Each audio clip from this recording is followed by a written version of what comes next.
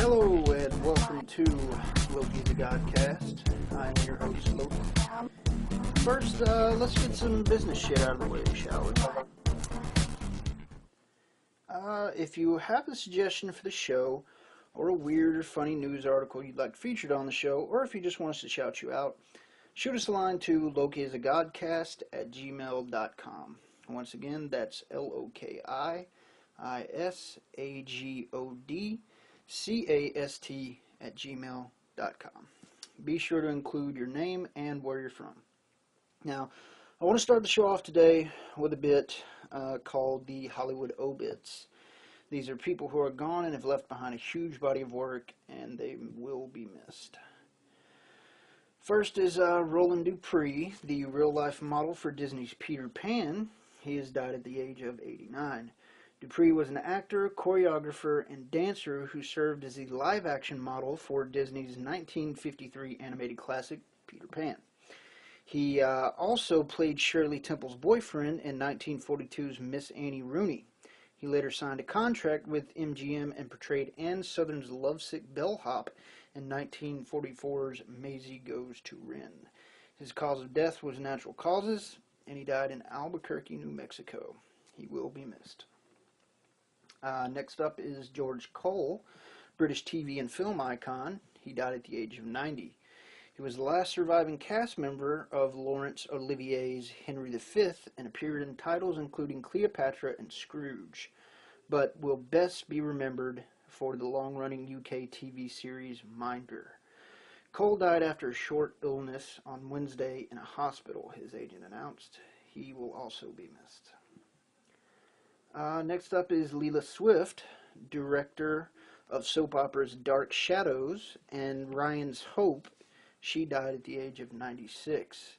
She was a TV pioneer and also helmed installations of the famed anthology show Studio One, where she gave James Dean an early break. How about that?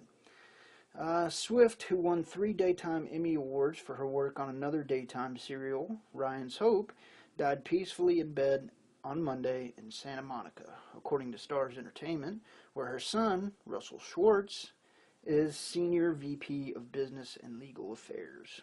She will also be missed. Finally, I want to take a minute to express my sincere condolences for the family of the mentally ill man who was killed at the Antioch, Tennessee movie theater on Wednesday. Now, while I do not condone his actions, keep in mind that the man had a history of mental illness, and I thank God no one was seriously hurt. Alright, let's get to the funny stuff. Enough of all this depressing shit. Let's get the show started with the LokiCast headlines.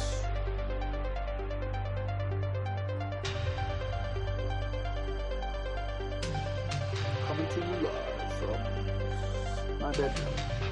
Anyway, so our first story comes from Chelsea in Alabama. A woman gets pregnant after having intercourse with a dead man in a mortuary. Police in Lexington, Missouri have charged 38-year-old mortuary worker Felicity Marmaduke with desecration of the dead and necrophilia after becoming pregnant by one of her clients. I couldn't make this shit up if I wanted to. She is now being held on a $250,000 bond, according to a statement made to police by Marmaduke. The alleged victim experienced a post-mortem erection while being bathed. Now, I can't speak for the science of this, but if someone was polishing, my old clam hammer, I'm pretty sure I'd stand at attention too. While she was alone with the dead man, Marmaduke straddled him and proceeded to have sex with him. Much to her surprise, the alleged victim came to orgasm after several minutes. Much to her surprise. I mean, what did she expect to happen? While receiving a routine medical exam a few weeks later, Marmaduke had a positive pregnancy test. Police were immediately notified after she confessed as to how her pregnancy came about. Now, when this kid is born, is he going to have, superpowers or some shit? I see dead people. She was arrested without incident in her trailer home a few blocks from the mortuary. Well, of course it was a trailer. Probably has like 6 dogs, all named after NASCAR drivers. What makes this whole situation worse is that Marmaduke plans to sue the dead man's estate for child support. Well, good luck with that, Felicity. I'm sure you'll have plenty of shampoo and cigarettes at the commissary. Thank you. The guy in our next story, this is my personal hero. This one comes from Keith, also in Alabama. Someone is shitting in golf holes in Norway. Talk about a pinch shot. Oh, that's two. Anyway, someone has been defecating in the holes of Norway's Stavanger Golf Club for 10 years, according to reports. The culprit leaves behind toilet paper and has disabled spotlights installed to catch him at his nocturnal game. So, not only is this guy a serial shitter, he also has reflexes like Sam Fisher. It's awesome. Anyway, he has a couple of favorite holes greenskeeper Kenneth Tenfjord told the Norwegian paper Rogaland Avis. I'm sure I'm murdering that. According to the English language local in Norway. And we know it is a man because the poos are too massive to be from a woman. Well, they've obviously never met my wife. She leaves turds that look like Jormungandr. The club has been denied a permit to install surveillance videos, so the crap-filled cups may continue to be par for the course. Our idea is that it could be someone who, for unknown reasons, hates the game of golf. Club managing director Steinar Florsvik said, per the local. Alternatively, the person may have a fetish or suffer from mental problems. Yeah, I'm sure he's shitting in your holes because he hates golf. Oh, man. Now, I did do a Pornhub search for shitting in holes fetish, but didn't have much to do with golf. Strange how they totally ignored the idea that it could be someone who's pissed off at the club members, though. I mean, 10 years is a long time to hold a grudge, and he doesn't seem to be holding much else. What a crappy story.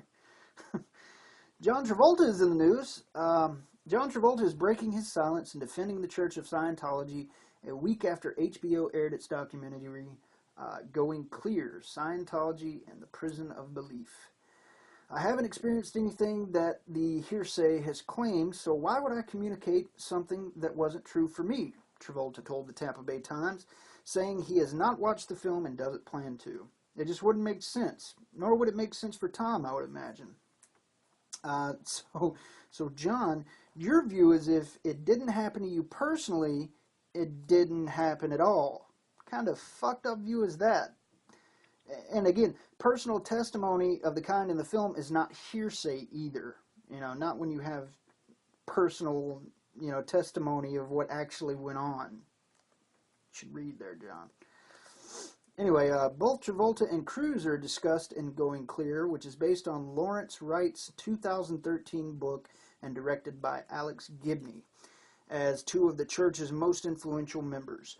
As celebrities, the two have held high positions within the ranks. However, other former members featured in the film described mental and physical abuses that they and others have suffered while involved with the church. Now, I don't know how much my audience knows about Scientology or Dianetics or, the whole bugaloo surrounding all of this, but going clear means to completely clear yourself of what are called engrams. Now, engrams are unwanted emotions or painful traumas not readily available to the conscious mind. Scientologists believe that human beings accumulate anxieties, psychosomatic illnesses, and various aberrations due to receiving engrams throughout their lives. By applying Dianetics, every single person apparently can reach clear. Now, a person is said to be clear when he no longer has his own reactive mind and therefore suffers none of the ill effects that the reactive mind can cause. A clear is said to be at cause over, or in control of, their mental energy, their thoughts, and able to think clearly even when faced with the very situation that in earlier times caused them difficulty. Now, this is the second highest rank you can achieve in Scientology, with the highest being operating Thetan. Now, I would encourage all of you to research this quote-unquote religion and make the judgment for yourselves. I personally think they're all batshit insane. The Grease star has been a Scientologist since the 1970s. According to the film, when there was talk of him possibly leaving the church put together a black PR package with all the damaging material from his auditing sessions, but the actor has nothing but positive things to say about his experience. I've been so happy with my Scientology experience in the last 40 years that I really don't have anything to say that would shed light on a documentary so decidedly negative, he told the Tampa Bay Times. I've been brought through storms that were insurmountable, and Scientology has been so beautiful for me that I cannot even imagine attacking it. Write and Gibney criticized Cruz and Travolta's silence regarding claims of abuse, saying, there is well-documented record of abuses in the Church of Scientology, yet Cruz and Travolta have never spoken out about them. Gibney told Variety in January. By not speaking out, it's a kind of endorsement, and I think that's why we're right and properly critical. If you say so. Reportedly, Travolta added, "It's so weird." Now, the guy in this next story, I hate this guy with a bloody, purple, fucking bleeding passion. Kanye West played at the Pan Am Games in Toronto, Canada recently. But midway through Kanye West's performance of Good Life at the closing ceremony of the Pan Am Games in Toronto, his mic and backing track went completely dead. Gamely, he continued to rap for a minute or so as if trying to reach the 40,000 spectators and 6,000 athletes from 41 countries in the Rogers Center by willpower alone. He then hurled his microphone into the air and fucked off stage, leaving half the crowd cheering and the other half wondering what the hell just happened. This is why I hate this guy. He gets pissed off over a technical malfunction, then proceeds to vandalize gear owned by the very people who put this thing together, then pouts and walks off stage. What a fucking idiot. This guy needs a double tap to the skull.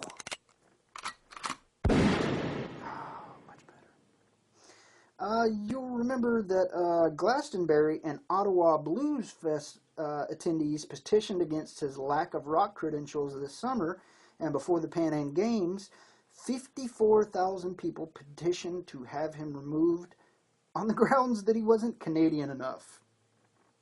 That's great.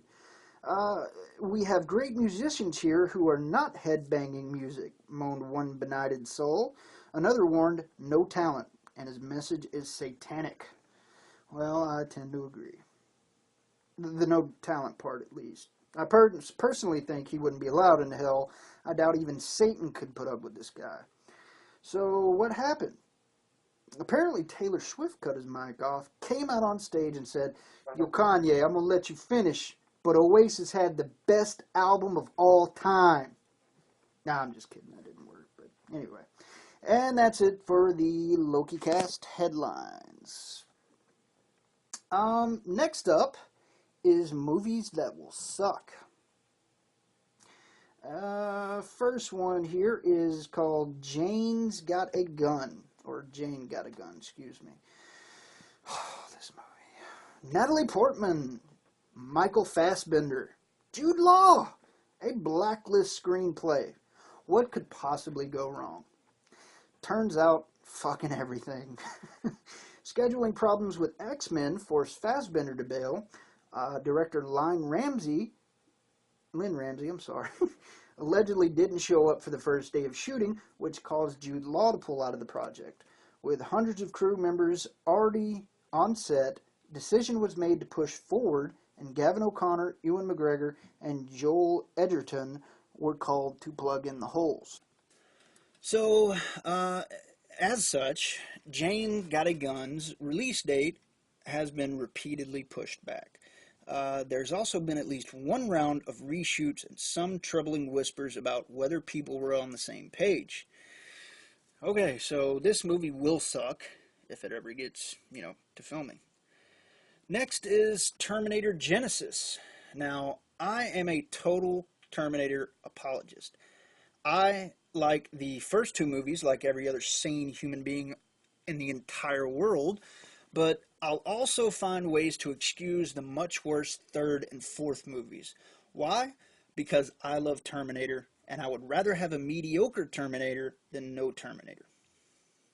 I think. Lately, I'm not so sure. The first look O-face pictures for Terminator Genesis were excuse me.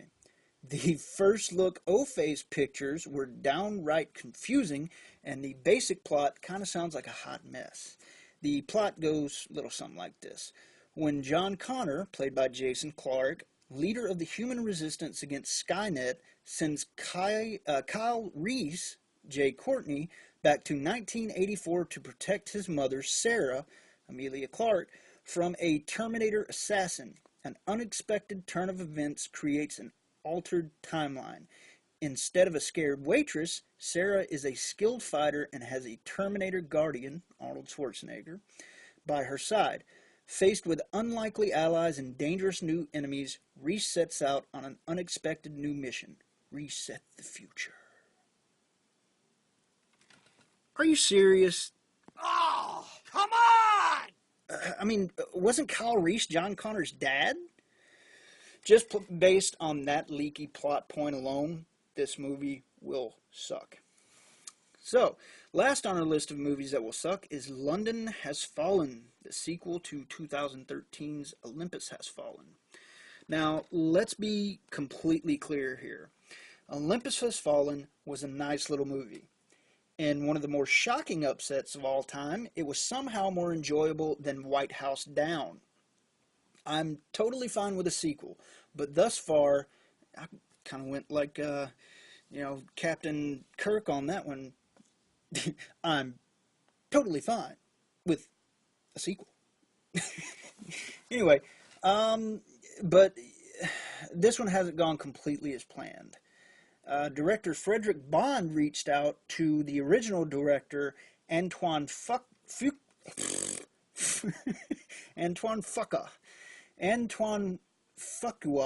I guess that's how you pronounce it, I'm not sure, after he said no initially. Now, I'm not saying he would have changed his mind, but when your new director bails and someone as good as Fuqua did the original, how do you not throw some money at him and ask again to see what he says? I mean, I don't know what creative differences there were. I don't know if they'll get resolved, but pretty sure this movie will suck. So that's it for movies that will suck. Let's move on to Geek News.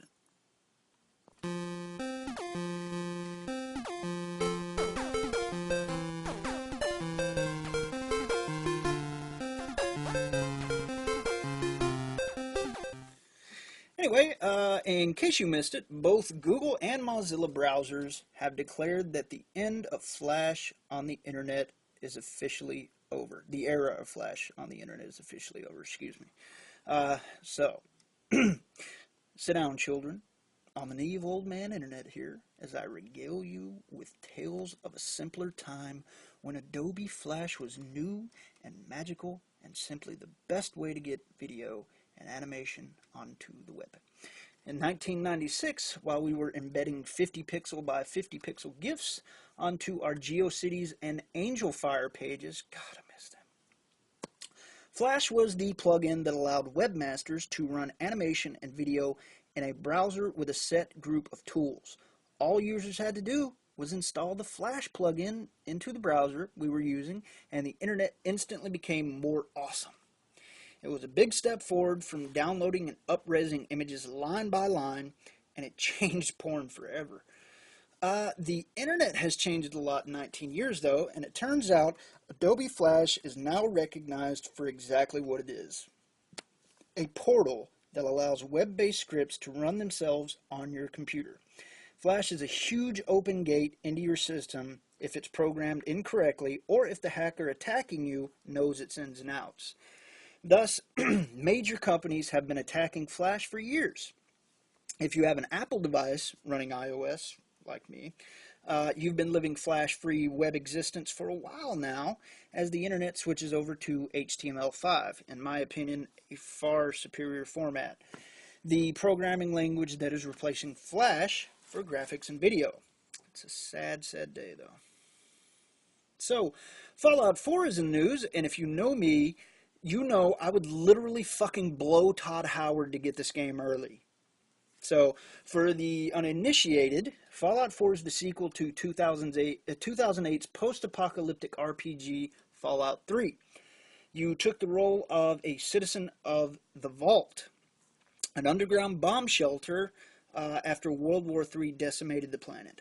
The game was open world, combined elements of first and third person shooters and role-playing games, obviously, and it was an absolute masterpiece for its time. Fallout fans have waited nearly 8 years for a sequel, and finally we have it. So here's the big news. When you reach the end of Fallout 4's main story, you will not be prevented from continuing to play, developer Bethesda confirmed today. To our fans who've asked, Fallout 4 doesn't end when the main story is over and there is no level cap. Hear that? No level cap. Fucking amazing. You can keep playing and leveling. Now, to some people this may sound like a foregone conclusion. You know, most games nowadays don't have a level cap or whatever. But this wasn't the case in the Obsidian-developed Fallout New Vegas, nor in the last Fallout game that Bethesda developed, Fallout 3. Now, I'm going to give you a spoiler warning here because, you know, I'm going to talk about some of the game's plot points. In that game, you potentially ended up dying at the story's conclusion. Whether or not you or another character died, your journey came to an end, even if you wanted to continue exploring the wasteland or completing quests. It wasn't until the release of the third DLC pack, Broken Steel, that players can continue past the end of the main story and advance beyond the initial level cap of 20. This time around, it sounds as if you won't have to wait for a post-release patch or DLC to continue playing, nor will you have to rely on returning a pre-in-game save, as in, you know, what you did in Fallout New Vegas. But being able to play beyond the main story should come in handy, as Bethesda has indicated. Here's cool. This is awesome. There's potentially more than 400 hours worth of things to do. I've got like a Woody talking about it. Anyway, Fallout 4 is due out for Xbox One, PS4, and PC on November 10th. I cannot wait. And another Fallout news story. Some people around the internet are saying that Fallout 4 looks more and more like a recycled Fallout 3. And to those people, I say, fuck you. And that's it for Geek News. Doing my own applause there. Sad. Anyway, we're about ready to wrap up the show, but before we do, there's a question we ask each and every week. How big is Liam Neeson's cock? Oh. You don't remember me. We spoke on the phone 2 days ago. I told you I would find you.